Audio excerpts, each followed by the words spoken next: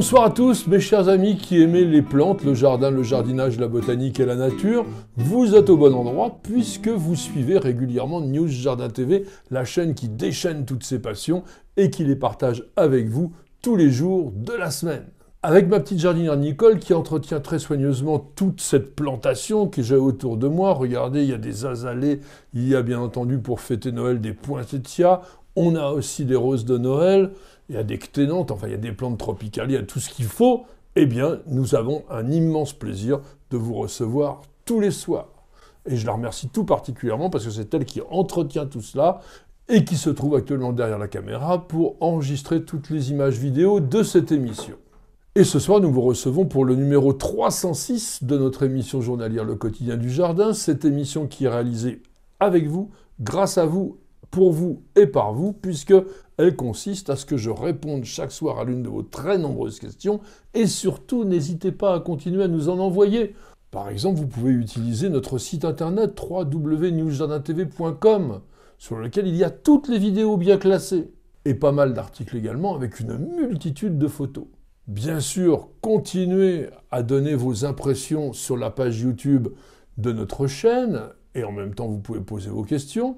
Et puis surtout, envoyez-nous des photos chaque fois que nécessaire en utilisant le courriel contact@newsjardintv.com. C'est avec Nicole que nous regardons et que nous sélectionnons vos questions, et ce soir c'est celle de Ton Château 5460, eh oui, qui a retenu notre attention. Il nous dit « Pourriez-vous faire une vidéo sur l'arbre au mouchoir ? Je voudrais m'en procurer un et vos conseils seraient les bienvenus. » Arbre au mouchoir, c'est le nom commun de Davidia involucrata, qui possède aussi d'autres noms communs assez sympathiques, comme arbre aux colombes, arbre aux fantômes ou arbre aux pochettes.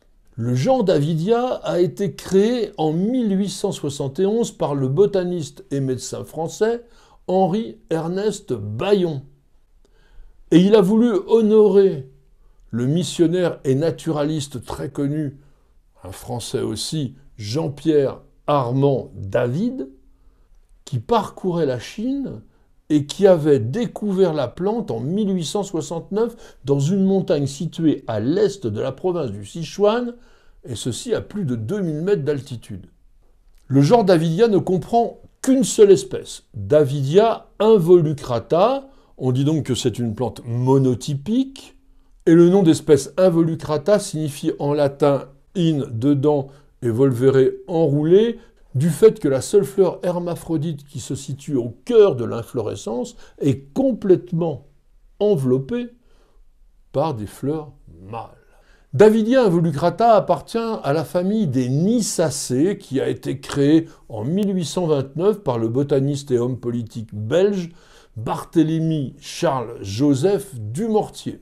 Les Nyssacées comprennent seulement 5 genres, dont le seul qui nous soit un peu connu est le Nyssa. Il a d'ailleurs donné son nom à la famille, et le Nyssa est un arbre majestueux, absolument sublime en automne, et que l'on appelle également tupelo. Le premier sujet de Davidia qui fut planté en France se trouve à l'Arboretum national des Barres, à Nogent-sur-Vernisson, dans le Loiret. Il est issu d'un semis de 37 graines qui ont été données en 1896 au botaniste français Auguste-Louis Maurice, l'évêque de Vilmorin, par un botaniste et missionnaire français lui aussi Paul-Guillaume Farge, qui collectait des plantes en Chine pour le compte du Muséum national d'histoire naturelle. En fait, il avait remplacé Armand David. Et une seule graine a germé, et ceci au bout de 2 ans, et la plante fleurit 10 ans plus tard, en 1906, et ce spécimen fut le premier Davidia à s'épanouir en Europe.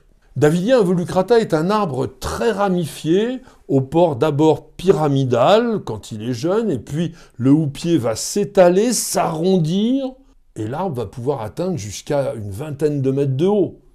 Et ça dans la nature, parce qu'en culture, comptez sur 10 à 15 mètres maximum. Si vous regardez simplement de loin un Davidia, il va vous donner l'impression que c'est un tilleul, parce que à la fois sa silhouette et la forme de ses feuilles sont assez proches. Les jeunes rameaux de Davidia sont d'un vert bleuté pruineux, c'est-à-dire recouvert de quelque chose que vous pouvez gratter, et l'écorce est écailleuse, grise, et puis elle évolue un petit peu vers l'ocre brun.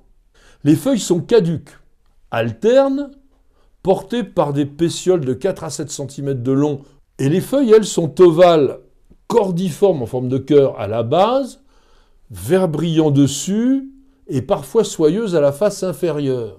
Les plantes qui portent des feuilles glabres dessous, c'est-à-dire lisses, sont les plus couramment cultivées, notamment en France. Et on les présente souvent comme une variété naturelle dénommée Davidia involucrata variété wilmoriana, mais cette appellation n'est pas du tout reconnue par la nomenclature botanique internationale qui ne fait pas de différence variétale. On est toujours, pour les botanistes, dans le même genre espèce. Les feuilles de Davidia mesurent entre 8 et 15 cm de long, elles ont les bords dentés et l'extrémité assez effilée, pointue, on dit acuminée. Quant aux nervures, elles sont très apparentes et les feuilles vont prendre une magnifique coloration automnale dans les jaunes orangés. En mai, les rameaux de l'année des arbres âgés d'au moins 10 ans, plus généralement entre 15 et 20 ans, portent des inflorescences terminales globuleuses de 2 cm de diamètre environ. Comme je vous le disais tout à l'heure, cette inflorescence est formée de très nombreuses fleurs mâles dont les étamines ont des anthères rouges pourprées, et qui entourent un seul pistil. Et l'inflorescence est accompagnée de 2 bractées, blanc ivoire, pendantes. Elles sont opposées, ovales, parfois un peu oblongues. La plus grande peut mesurer entre 15 et 20 cm et la plus petite la moitié. Et c'est cela qui fait penser à un mouchoir, puisque ce côté pendant blanc, parfois un petit peu fripé, eh bien, peut faire dire qu'on a accroché des mouchoirs aux branches. Quant à l'idée de l'arbre fantôme, il vient du fait que les bractées donnent l'impression de linceul blanc qui se balade au gré du vent. En octobre, notre Davidia va porter des fruits solitaires qui ont une forme de poire un petit peu. Ils sont verts teintés de pourpre, puis ils vont évoluer en ocre jaune à maturité. Ces fruits sont des drupes charnues, comestibles lorsqu'elles sont blettes. La taille, c'est environ 3-4 cm. Il existe quelques cultivars, mais ils sont relativement rares et tous multipliés par greffage. Ceux que je vous cite maintenant sont tous commercialisés en France, mais uniquement dans des pépinières très spécialisées. Crimson King se caractérise par son jeune feuillage qui est rouge bordeaux au débourrement, et puis il va évoluer vers le bronze avant de devenir vert au cœur de l'été. Lady Dahlia a une feuille dentelée, plus colorée que le type, avec le centre qui est jaune à vert, mais bordé d'une marge vert foncé, avec une coloration plus prononcée au printemps. Quant à Lady Sunshine, c'est un peu l'inverse, le feuillage est panaché, vert au centre, et largement bordé de jaune chez les jeunes sujets, et plutôt de blanc crème chez les arbres matures. Et ce cultivar a l'avantage de fleurir beaucoup plus jeune aussi que le type.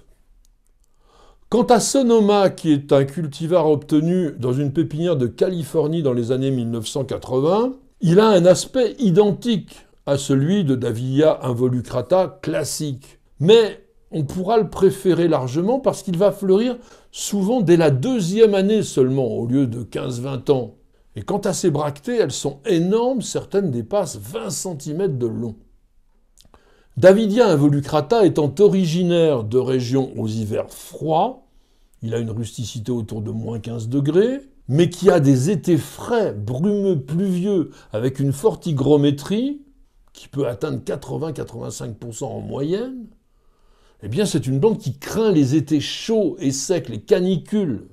Donc on le verra surtout dans les régions de l'ouest de la France, en Bretagne par exemple. Mais vous pouvez quand même essayer de l'acclimater, et à ce moment-là, vous allez choisir un endroit ombragé, ou mi-ombragé plutôt, et abrité des vents desséchants. Quant au sol, il doit être fertile et rester frais en permanence, donc très humifère. Il peut même être humide en période de chaleur, mais en hiver, il sera bien drainé. Et bien que les Davidia préfèrent plutôt les sols acides, sachez que la présence de calcaire est généralement bien tolérée. Notre Davidia est un arbre casanier qui supporte très mal la transplantation, alors achetez plutôt un jeune spécimen et installez-le tout de suite à son emplacement définitif. Parce que de toute manière, au jardin, on va utiliser surtout le davidia en isolé, afin de profiter pleinement de son ampleur, de sa floraison et de sa couleur d'automne. Et avec un peu de chance, vous le garderez largement toute votre vie, puisque un davidia peut dépasser les 100 ans.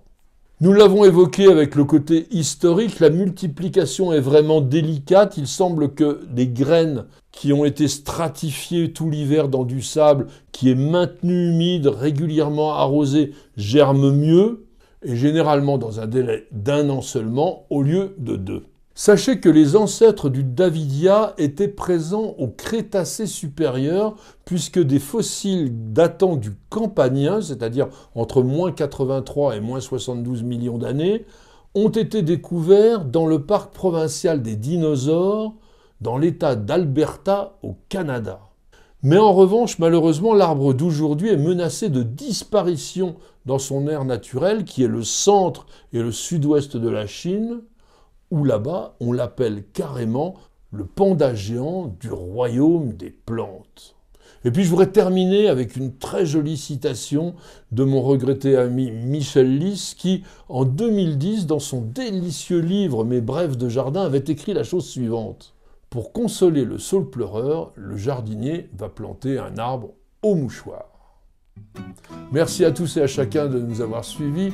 J'espère que vous avez découvert avec nous un arbre vraiment très intéressant, spectaculaire, magnifique, qui vous aura peut-être donné envie de l'accueillir dans votre jardin. Même si votre jardin n'est pas très grand, l'arbre ne pousse pas d'une façon extrêmement rapide et il reste relativement modeste. Donc une dizaine de mètres, vous pouvez l'accueillir. En tous les cas, merci d'avoir posé la question.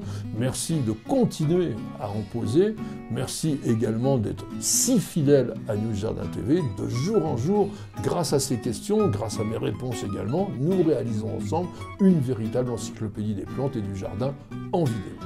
Madame, monsieur, je vous souhaite de passer une excellente soirée et je vous donne rendez-vous dès demain pour de nouvelles aventures jardinières et bien sûr pour un nouveau numéro de notre émission journalière Le Quotidien du Jardin.